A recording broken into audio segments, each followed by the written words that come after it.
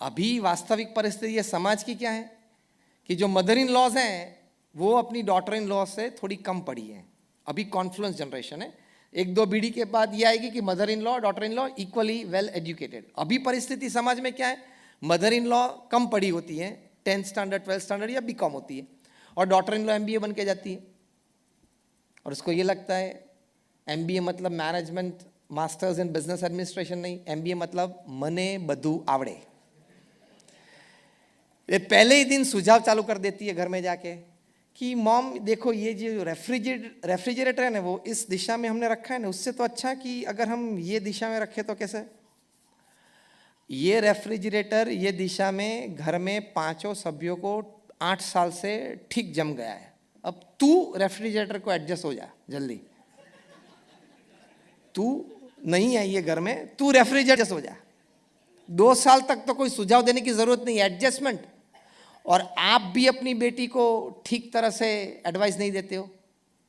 जब वो ससुराल जाती है तब बोलते हो कि बेटा कोई भी प्रॉब्लम हो ना फोन कर देना, चिंता मत करना। आप हंसे मतलब सही बात है ना। मैंने बोला ना आपके घर में मैंने इलेक्ट्रॉनिक बग्स रखे हैं, मुझे सब कुछ पता है क्या बातचीत होती है। This is a very wrong advice. You are spoiling the life and future of your daughter. आपकी बेटी का भविष्य बिगाड़ रहे हो। उसको ये बोलना बेटा अब वो तेरा घर है, कभी ज़रूरत पड़ी प्रेम से 15 दिन महीने में एक बार फ़ोन करना, आनंद से बात करेंगे, लेकिन वहाँ समय देना। और कुछ संघर्ष तो होगा जीवन में, क्योंकि वहाँ लोग नए हैं, नया परिवार है, नई व्यवस्थाएं हैं। वहाँ के लोगों की उठने बैठने की आदत समय हमारे से अलग हो सकते हैं, इस परिवार से होते हैं। चाय का समय भोजन का समय अलग होता है। तो बेटा वहाँ एडजस्ट करने का अपने आप को प्रयत्न करना। 2 साल आपको एडजस्टमेंट में लगेंगे, ये एडवाइस देनी है। लेकिन उसकी मदर बेटी को क्या एडवाइस देती है, शाम को 6 बजे फ़ोन कर देना हर रोज़। हाँ, फिर उसकी सास को क्या लगता है, ये शाम को 6 बजे अपनी मम्मी को पूरा रिपोर्ट रोज देती है, घर में क्या बातचीत हुई है। शंका पैदा होती है, फिर लॉ इन लॉ चालू हो जाता है। सबसे ज़्यादा cases mother in law daughter in law के चलते हैं वर्ल्ड में। इसके लिए हम जिम्मेदार हैं, पूरी रिस्पॉन्सिबिलिटी नहीं ली है। उसको बोलना कि बेटा संघर्ष तो जीवन में आएगा, सहन तो थोड़ा करना पड़ेगा। तेरे लिए यहाँ अपने बाप के घर में फूल के बिछाने थे, वे शायद वहाँ नहीं मिलेंगे।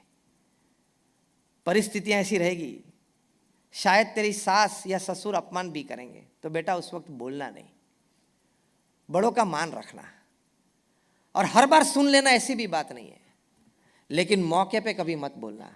2 दिन के बाद प्रेम से अपने ससुर या अपने सास को बोलना कि पिताजी माताजी आप ये बात कर रहे थे परसों, शायद आपके मन में ये बात आई होगी, शायद आपको ये बात मिली होगी, लेकिन बात ये थी और परिस्थिति ये बनी थी। आप प्रेम से बात कर सकते हो ना। तो सास और ससुर को भी ये लगता है कि बेटी खानदान परिवार से आई है। उसकी माँ बाप जब बूढ़े होते हैं तब उसको उस ओल्ड एज होम में रखना है, आपको वहीं भेज देंगे। प्रमुख स्वामी महाराज को न्यूयॉर्क एयरपोर्ट पर किसी ने पूछा था कि ओल्ड एज होम्स तो हमारी भारतीय संस्कृति नहीं है, हमारी संस्कृति में हमारे देश में ये कैसे आ गए, और ओल्ड एज होम्स अगर निकालने हैं तो उसके लिए उपाय क्या है। प्रमुख स्वामी महाराज ने अपने पूर्ण अनुभव के साथ कहा कि आप चाइल्ड केयर सेंटर समाज में से निकाल दो तो ओल्ड एज होम्स अपने आप निकल जाएंगे। चाइल्ड केयर सेंटर्स निकाल दो तो ओल्ड एज होम्स अपने आप निकल जाएंगे। तो एक संगठन भाव से रहना है, कॉम्प्रोमाइज एडजस्टमेंट करना पड़ेगा। 2-5% बात ही ऐसी होती है परिवार में जिसमें चर्चा की जरूरत होती है या डिसीजन में प्लस माइनस होता है। मैं कहूँ ऐसा करना, कोई और कहता है नहीं मैं कहूँ ऐसा करना, ऐसी 2-5% ही होती है। 95% में तो डिपार्टमेंट्स क्लियर हैं, डिसीजन मेकिंग क्लियर है, यस और नो। मतलब 5% में ही आपको संभालना है। रसोई घर में रसोई क्या करनी है वो आपकी कोई जिम्मेदारी या आपका कोई सजेशन वैसे भी चलने वाला नहीं है, लेकिन कोई जिम्मेदारी तो है नहीं। तो 95% तो डिपार्टमेंट और काम अच्छी तरह से डिस्ट्रीब्यूटेड है ना, 5% में ही है, तो वहां थोड़ा कॉम्प्रोमाइज कर लो, एडजस्टमेंट कर लो, एक दूसरे की बात समझ लो, एक दूसरे की बात मान लो। कोई लड़के ने अपने पिताजी को कोई दिन पूछा कि पिताजी मन में एक प्रश्न हो रहा है। पिताजी ने कहा बता। उसने कहा कि त्रेता युग में भगवान राम ने अपने पिताजी का वचन माना तो वे महान हो गए, लेकिन सतयुग में प्रहलाद ने अपने पिता का वचन नहीं माना, फिर भी वो महान हो गए। तो पिताजी आप मुझे बताएं, मुझे आपके वचन का पालन करना है कि नहीं? महान तो मुझे भी बनना है। भगवान राम ने अपने पिताजी का वचन माना था तो महान बन गए, पूजनीय बन गए। प्रहलाद ने नहीं माना तो भी बड़े बन गए, पूजनीय बन गए। तो मुझे क्या करना है वो दिक्कत है। किसी लड़के ने अपने बाप को पूछा, प्रश्न कैसा है, जोरदार है ना, तो मैं क्या करूं? लड़के ने पूछा पिताजी को, मुझे आपके वचन मानना है या नहीं मानना है? पिताजी ने बहुत अच्छा उत्तर दिया कि बेटे त्रेता युग की बात अलग है, सतयुग की बात अलग है, ये कलयुग चल रहा है। ये कलयुग में आपको या मुझे, जिनको भी महान बनना है, हम दोनों को अपनी मम्मी की बात सुननी होगी, तेरी मम्मी की बात सुननी होगी, उनके वचन का पालन करना पड़ेगा। ये मैंने एक लाइटर मोमेंट में ये बात की, लेकिन इससे ये बात आपको ये पहुंचानी है, कॉम्प्रोमाइज, एडजस्टमेंट। और सबसे बड़ी बात है जबान पे लगाम, वहां से ही सब बात बिगड़ती है। जबान पे लगाम नहीं होती, वहां से सब बात बिगड़ती है, परिवार में और व्यवसाय में, दोनों जगह पे। कोई भाई साहब एक बार मतलब मॉर्निंग वॉक के लिए पार्क में गए, उनके फैमिली डॉक्टर भी वहाँ मिल गए। फैमिली डॉक्टर एक हफ्ते से बाहर थे, तो एक हफ्ते के बाद ही मिले। रोज तो मॉर्निंग वॉक में साथ में ही रहते थे। एक हफ्ते के बाद मिले तो सीधा ही प्रश्न पूछ लिया कि हाउ इज योर हेडेक, क्योंकि वो हेडेक मतलब कुछ होगा उसको प्रश्न और एक तकलीफ होगी, और वही डॉक्टर ट्रीट करते होंगे। तो डॉक्टर ने पूछा कि हाउ इज योर हेडेक, तो ये भाई साहब ने उत्तर किया कि she has gone to her parents. पूछा था क्या आपका सिर दर्द कैसा है, तो उत्तर क्या दिया, वो अपने मायके गई है। जबान पे लगाम नहीं रखोगे तो तकलीफ आएगी। आप ये नहीं समझ लेना मैं कुछ भी बोल सकता हूं, कोई भी शब्द प्रयोग कर सकता हूं। No, everybody has to be with in the limits of soberness, limits of etiquettes, limits of manners. परिवार में सभी सदस्य एक हैं। प्रमुख स्वामी महाराज इसको वाणी विवेक बोलते थे। वो होना बहुत जरूरी है। हमने कई परिवार देखे हैं। सूरत में एक बहुत बड़ा परिवार है, एसआर के ग्रुप, श्री रामकृष्ण डायमंड्स। उनके मालिक हैं गोविंद भाई पटेल, मतलब गोविंद भाई धोड़किया। 8 से 10 हजार करोड़ का टर्नओवर है उनका साल का। सौजी भाई उनके कजिन ब्रदर हैं, मतलब एक ही परिवार है। गोविंद भाई धोड़किया के परिवार में हम उनके पूरे परिवार के साथ कई बार बैठे हैं।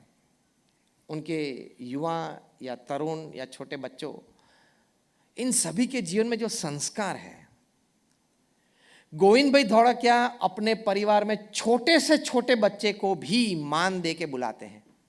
कभी तू नहीं किया, आप। 6 महीने का लड़का हो उसको भी मानवाचक रूप में बुलाते हैं। क्या संस्कार है। ये तो मैंने आपको एक छोटी सी, एक परिवार की एक छोटी सी बात की। तो ऐसे समृद्ध परिवार में, जैसे मैंने गोविंद भाई धोड़किया की बात की, ऐसे बड़े परिवारों में इस प्रकार के संस्कार और खानदानी है। यू रिस्पेक्ट, तो आपको रिस्पेक्ट मिलेगा। मैं परिवार का सबसे बड़ा हूं, मुझे सबको रिस्पेक्ट अगर मैं दूं ना दूं, लेकिन सबको मुझे तो रिस्पेक्ट देना ही है। ये एटीट्यूड के साथ मत जीना। जब आप हेड ऑफ द फैमिली बनते हो ना, तब आप परिवार के प्रथम सर्वेंट भी बनते हो। जैसे प्रेसिडेंट होते हैं देश के प्रथम नागरिक हैं, उसी तरह आप जब परिवार के मुखिया बनते हो, तब आप परिवार के प्रथम सेवक भी बनते हो। सबकी जिम्मेदारी आपके सर पे आ गई है। तो सिर्फ चिल्लाना नहीं, ये तू ये कर दे, तू वो कर दे, तू ये कर दे, नहीं, हम साथ में रह के ये करेंगे। पारिवारिक भाव, ये भगवान पे श्रद्धा, सत्शास्त्रों में श्रद्धा, पवित्र जीवन, जितना भी आपका ज्यादा रहेगा, ये सब विचार आपको दृढ़ होंगे। आखिरी 2 मिनट में मैं अपनी बात पूरी करता हूं। प्रमुख स्वामी महाराज ने इसके बारे में ये बात बताई है, घर सभा हर हफ्ते 2 दिन के लिए, रात को आधे घंटे के लिए आप सब परिवारजन साथ में बैठे, आध्यात्मिकता के लिए जो भी भगवान में आप मानते हो उनका कुछ नाम स्मरण करें। आपका तो नौकार मंत्र है, साथ में अपना स्मरण करें, उसका उच्चार करें। फिर आपका कोई धर्म ग्रंथ हो वो आप पढ़े, फिर आप एक दूसरे के साथ शेयर करें कि आप क्या समझे, आप क्या समझे। और हर रोज अलग अलग परिवारजन ये बात करते हैं, पढ़ते हैं, शेयर करते हैं, तो घर में कुछ स्पिरिचुअल वाइब्रेशंस भी बढ़ेंगे। वरना तो अभी तो सिर्फ नेटफ्लिक्स के वाइब्रेशंस हैं। घर में 4 दीवारों के बीच कुछ आध्यात्मिक वाइब्रेशंस तो आने चाहिए कि नहीं? वो जब आप धर्मशास्त्र खोलेंगे, साथ में बैठे कुछ पाठ पूजा करेंगे, तभी आएगा। और यूनिवर्सिटी ऑफ कोलंबिया ने यह रिसर्च करके बात बताई कि जो परिवार में सब परिवारजन साथ में बैठे कुछ धार्मिक विधि विधान करते हैं, उस परिवार में एक दूसरे के प्रति सहिष्णुता भाव बढ़ता है, एक दूसरे के प्रति प्रेम भाव बढ़ता है, एक दूसरे के प्रति मेरी कोई क्रिया से उसको फिजिकल, मेंटल, इमोशनल हर्ट न हो जाए, उसकी तकेदारी बढ़ती है। ये सब बातें प्रूव है। मैं सिर्फ आपको श्रद्धा की बात नहीं करूंगा, श्रद्धा के साथ लॉजिक और साइंस की भी बात करूंगा। तो घर में टीवी, एंटरटेनमेंट, नेटफ्लिक्स के वाइब्रेशंस चलते हो, फिर झगड़े ही होते हैं, और तो क्या होता है, चिल्लाते ही हो, एक दूसरे के प्रति टेंशन भी रहता है। थोड़े आध्यात्मिक वाइब्रेशंस भी 4 दीवार के अंदर बढ़ने चाहिए कि नहीं?